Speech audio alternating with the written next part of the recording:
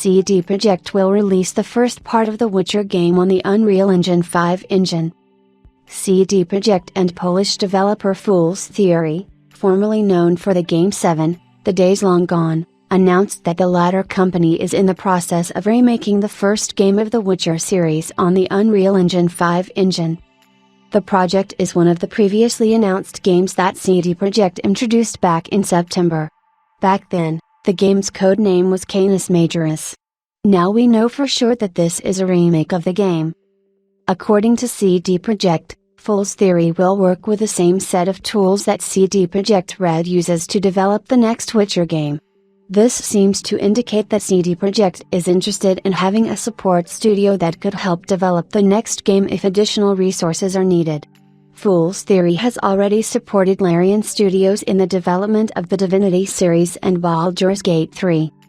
For many developers from Fool's Theory, working on a remake of The Witcher will be a return to the old games.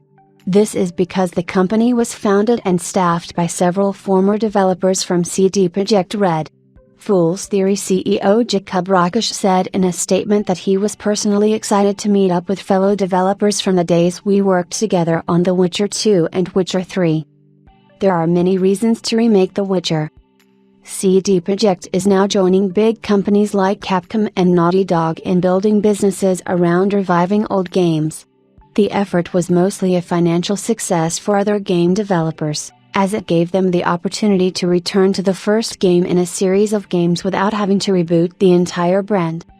Games like Resident Evil 2 Remake and The Last of Us Part 1 help keep these games on store shelves, and also help with the sale of these brands through other media, such as TV series with actors or cartoons. In fact, CD Projekt has a fairly direct interest in relaunching The Witcher. If the Netflix series starring Henry Cavill continues to attract new fans of the franchise, it probably makes sense that they would want to go through the first part of the Witcher game.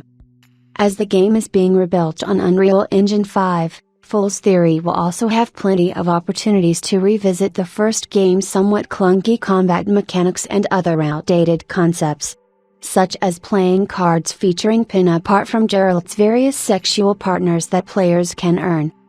These cards were partially censored during the game's North American release, but the Director's Cut edition of the first game completely restored their content. The system has been criticized over the years for treating female bodies as a reward for player advancement. CD Projekt Red abandoned the card system when creating The Witcher 2 and The Witcher 3. Whatever anyone thinks about the concepts of sex and sexuality in games, it is probably noteworthy that CD Projekt Red decided to abandon this specific system, but at the same time allowed Witcher players to have affairs with various women during the course of Geralt's adventures.